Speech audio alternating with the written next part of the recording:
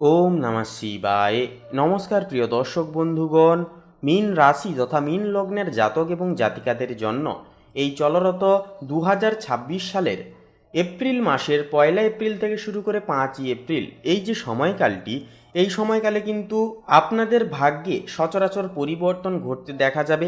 আপনারা যেই সমস্ত কর্মের ক্ষেত্রগুলি থেকে আপনারা একান্তই একটা অশুভ ফল পেয়ে চলেছিলেন, কর্মে উন্নতি করতে পারছিলেন না, আর্থিক সমাবেশের ক্ষেত্রে নানান রকম বাধা বিপত্তি সমস্যা দেখা দিয়েছিল, সমস্ত বিষয় কিন্তু এবারে একটা স্বর্গীয় মাধুর্যপূর্বক পরিবর্তন আপনারা এই সময়কালে লক্ষ্য করতে পারবেন।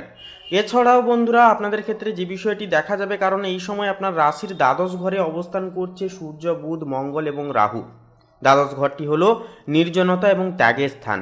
এই চতুর্গ্রহী যোগ আপনার অবচেতন মনকে অত্যন্ত সক্রিয় এবং সজাগ করে তুলবে। অন্যদিকে আপনার লগ্নে অবস্থান করছেন আপনার রাশির অধিপতি শনিদেব এবং প্রেমের কারক গ্রহ শুক্র। তো লগ্ন বা প্রথম ঘরে শুক্রের এই উচ্চস্থ অবস্থান আপনার ব্যক্তিত্বে এক স্বর্গীয় মাধুর্য এবং এক বিশেষ প্রগাঢ় আভিজাত্য কিন্তু নিয়ে আসবে। এছাড়াও আপনার চতুর্থ ঘরে বৃহস্পতি এবং ষষ্ঠ ঘরে কেতু অবস্থান করছে। তো এই যে মহাজাগতিক গ্রহ বিন্যাস, যা কিন্তু সম্পূর্ণ মীন লগ্নের জাতক জাতিকাদের জীবন চলচ্চিত্রে কিন্তু বিশেষ প্রগাঢ়তার সহিত পরিবর্তন কিন্তু আনবে। তাই বলি বন্ধুরা, অবশ্যই আজকের এই আপডেটটি নিজেদের রাশি অনুসাপেক্ষে শুরু থেকে শেষ পর্যন্ত অবশ্যই দেখবেন। সম্পূর্ণ আপডেটটি দেখে ভালো লাগলে অবশ্যই আপনারা কমেন্ট বক্সে ভক্তি এবং শ্রদ্ধা জ্ঞাপন করে একটি বার অবশ্যই লিখে যাবেন। ওম নমঃ শিবায়, হর হর মহাদেব, জয় দেবাদিদেব মহাদেবের জয় অবশ্যই লিখে যাবেন। বাবার আশীর্বাদে সমস্ত মনের ইচ্ছা কামনা বাসনা একান্তই পূর্ণতা পাবে, সমস্ত প্রকার বাধা বিপত্তি দূর হবে। এছাড়াও বন্ধুরা, আমাদের এই ভাগ্য বিচার চ্যানেলটিকে সাবস্ক্রাইব করে পাশে থাকতে ভুলবেন না। তো দেখুন, পারিবারিক জীবনের ক্ষেত্রে বলি, মীন লগ্নের ক্ষেত্রে কিন্তু এই সময়কালটি বেশ সুখবর এবং স্থিতিশীল থাকতে চলেছে। চতুর্থ ঘরে দেবগুরু বৃহস্পতি শুভ উপস্থিতি নির্দেশ করছে যে বাড়িতে এক ধরনের আধ্যাত্মিক বা মাঙ্গলিক পরিবেশ কিন্তু বিরাজ করবে। পরিবারের সদস্যদের সাথে আপনার বোঝাপড়া অত্যন্ত চমৎকার থাকবে এবং মায়ের আশীর্বাদ আপনার প্রতিটি কাজে কিন্তু সাহস যোগাবে। তবে দ্বাদশ ঘরে মঙ্গল ও রাহুর উপস্থিতির কারণে পরিবারের কোনো সদস্যদের বিদেশ যাত্রা বা দূরে ভ্রমণের একটা কিন্তু যোগ তৈরি হতে পারে। লগ্নস্থ শুক্রের প্রভাবে বাড়িতে কোনো বিলাসবহুল দ্রব্য বা সাজসজ্জার পেছনে কিন্তু পরিকল্পনা একটা হয়ে উঠতে পারে। প্রেম এবং দাম্পত্য সম্পর্কের ক্ষেত্রে বলি, দেখুন, প্রেম ও দাম্পত্য সম্পর্কের ক্ষেত্রে এই সময়কালটি মীন রাশির জন্য এক স্বর্ণালী অধ্যায় হবে। আপনার লগ্নে শুক্র উচ্চস্থ হওয়ার কারণে আপনার ব্যক্তিত্ব অন্যদের কাছে কিন্তু অত্যন্ত আকর্ষণীয় হয়ে উঠবে। যারা বিবাহিত, আপনাদের জন্য জীবনসঙ্গীর সাথে সম্পর্কের গভীরতা বাড়বে এবং আপনারা কিন্তু একে অপরের প্রতি অত্যন্ত একনিষ্ঠ অনুভব করবেন। যারা অবিবাহিত রয়েছেন বা নতুন সম্পর্কের কথা ভাবছেন, আপনাদের জন্য এপ্রিলের এই শুরুটা অত্যন্তই শুভ হবে।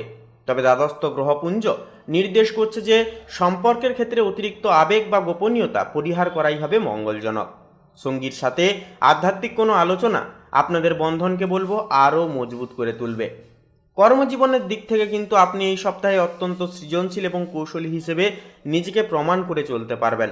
দ্বাদশ ঘরে থাকা শক্তিশালী গ্রহপুঞ্জ নির্দেশ করছে যে যারা আমদানি রপ্তানি, পাশাপাশি মাল্টিন্যাশনাল কোম্পানি বা বিদেশি প্রজেক্টের সাথে যেনারা যুক্ত থেকে কাজ করছেন, আপনাদের জন্য এটি একটি অত্যন্ত লাভদায়ক সময় হবে। কারণ আপনাদের দ্বাদশ ঘরে চারটি প্ল্যানেট অবস্থান করার কারণে কিন্তু বিদেশ বিভাগীয় প্রচেষ্টাগুলি থেকে একান্ত একটা লাভের মুখ পরিদর্শন কিন্তু করে তুলতে পারবেন। আপনার উদ্ভাবনী আইডিয়াগুলো আন্তর্জাতিক স্তরে কিন্তু সমাদৃত হতে পারে।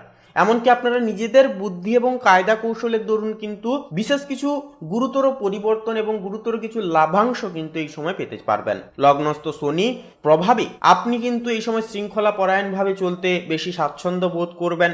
আপনাদের মধ্যে একটা স্ট্রিক্ট ভাব দেখা যাবে, যা দীর্ঘমেয়াদী সাফল্যের পথকে আরও প্রশস্ত করবে। তবে বুধের ওপর রাহুর প্রভাব থাকায় নথিপত্র সই করবার সময় কিন্তু অত্যন্ত সচেতন থেকে চলতে হবে। আর্থিক ব্যবস্থাপনার ক্ষেত্রে বলি, তো দেখুন, আর্থিক ব্যবস্থাপনার ক্ষেত্রে এপ্রিলের এই যে শুরুটা মীন রাশির জন্য যথেষ্ট সংবেদনশীল থাকবে। দ্বাদশ ঘরে এই যে গ্রহপুঞ্জের অবস্থান নির্দেশ করছে যে আপনার আকস্মিক বড় ধরনের খরচের একটা যোগ তৈরি হতে পারে। বিশেষ করে ভ্রমণ বিলাসিতা বা দান ধ্যানের পেছনে কিন্তু একটা অর্থ ব্যয় হয়ে যেতে পারে।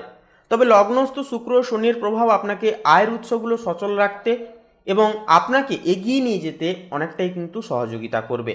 আপনার সঞ্চয়ের মাধ্যমে এই ব্যয় নিয়ন্ত্রণ করতে আপনারা কিন্তু সক্ষম হয়ে উঠবেন। চতুর্থস্থ বৃহস্পতির প্রভাবে স্থাবর সম্পত্তি বা ভূমি সংক্রান্ত বিনিয়োগ থেকে ভবিষ্যতে বড় লাভ পাওয়ার একটা কিন্তু যোগ দেখা যাবে। শারীরিক এবং মানসিক স্বাস্থ্যের ক্ষেত্রে কথা বলতে গেলে এই সময় আপনার চোখ, পায়ের পাতা এবং ঘুমের প্রতি বিশেষ নজর দিয়ে চলতে হবে। দ্বাদশ ঘরে আগুনের মতো তেজস্বী গ্রহদের প্রভাবে অনিদ্রা বা চোখের ক্লান্তির মতো একটা সমস্যা দেখা দিতে পারে। লগ্নস্থ উচ্চস্থ শুক্রের প্রভাবে আপনার শারীরিক ক্লান্তি বৃদ্ধি পাবে, কিন্তু ষষ্ঠস্থ কেতুর কারণে হজমজনিত সমস্যা বা পেটের অস্বস্তিজনক একটা ব্যথা কিন্তু দেখা যেতে পারে। মানসিকভাবে আপনি অত্যন্ত শান্ত অনুভব করলেও দ্বাদস্থ রাহুর কারণে মাঝে মাঝে অজ্ঞাত কোনো অস্থিরতা আপনাকে কিন্তু গ্রাস করতে পারে। নিয়মিত মেডিটেশন আপনার জন্য অত্যন্তই লাভদায়ক হয়ে উঠবে। তো সামগ্রিকভাবে বলবো, 1 এপ্রিল থেকে 5 এপ্রিলের এই যে সময়কালটি মীন রাশির জন্য এক নতুন দিশা এবং আত্মিক বিকাশের এক অন্যতম সময় হয়ে উঠবে। দ্বাদশ ঘরে শক্তিশালী গ্রহপুঞ্জ আপনাকে ত্যাগের শিক্ষা দিলেও লগ্নস্থ উচ্চস্থ শুক্র ও শনি আপনাকে জাগতিক সুখ ও মর্যাদা কিন্তু অনেকখানি প্রদান করবে। চতুর্থস্থ বৃহস্পতির আশীর্বাদ আপনার পারিবারিক সুরক্ষাকে সুনিশ্চিত করবে। তাছাড়াও এই সপ্তাহে আপনার প্রধান শক্তি হবে আপনার অন্তর্দৃষ্টি এবং সৃজনশীলতা। তাই পরিস্থিতির চাপে বিচলিত না হয়ে প্রত্যেকটি পদক্ষেপ অত্যন্ত ধৈর্য সহকারে বলবো অবশ্যই ফেলে চলুন। তো বন্ধুরা, আপনাদেরকে বলবো এই সময়কালে এতগুলি গ্রহ নক্ষত্রের যে একটা যে প্রভাব আপনাদের জীবনে সরাসরি ফেলার কারণে বা সরাসরি প্রভাবটা এসে পড়ার কারণে আপনাদের জীবনে বা মানসিক একটা বিচলিত ভাব কিন্তু লক্ষ্য করা যাবে। তাই প্রত্যেক দিন অন্তত 10টা মিনিট করে হলেও মেডিটেশন অবশ্যই করুন, প্রকৃতির সান্নিধ্যে সময় অবশ্যই কাটান। এছাড়াও এই সময় প্রত্যেক দিন সকালে স্নানের শেষে সূর্যদেবকে জল নিবেদন করুন, অর্ঘ্য নিবেদন করুন। এগুলি কিন্তু আপনাদের মানসিকতার দিক থেকে কিন্তু স্বাচ্ছন্দ্যময় রাখতে অনেকখানি সাহায্য করবে।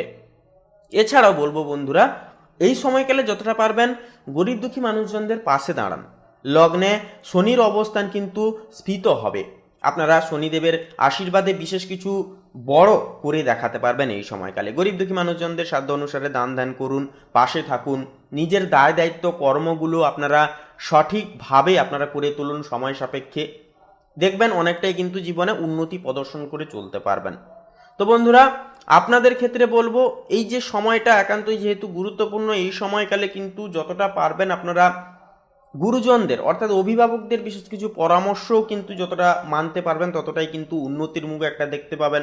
তাছাড়াও লটারি ফাটকার দিকগুলি থেকে অহেতুকভাবে এই সময় পদক্ষেপ না নেওয়াই কিন্তু বলবো ভালো হবে, কারণ এই সময় যেহেতু লগ্নে শনি মহারাজ অবস্থান করছেন সেহেতু কিন্তু সেই সমস্ত দিকে পদক্ষেপ নিয়ে চলা খুব একটা সুবিধাজনক হয়ে উঠবে না। তো বন্ধুরা, আজকের এই পর্বটি এই পর্যন্ত। পর্বটি কেমন লাগলো এই বিষয়ে আপনাদের ব্যক্তিগত কেমন কি মতামত তা কমেন্ট বক্সে কমেন্ট করে লিখে জানাতে ভুলবেন না। এছাড়াও বন্ধুরা একটি লাইক দিয়ে অবশ্যই কমেন্টে ভক্তি ভরে লিখে যাবেন ওম নমঃ শিবায়, হর হর মহাদেব, জয় দেবাদিদেব মহাদেবের জয় অবশ্যই লিখে যাবেন। তো বন্ধুরা, আপনারা সকলে ভালো থাকুন, সুস্থ থাকুন, সর্বদা সচেতন থাকুন।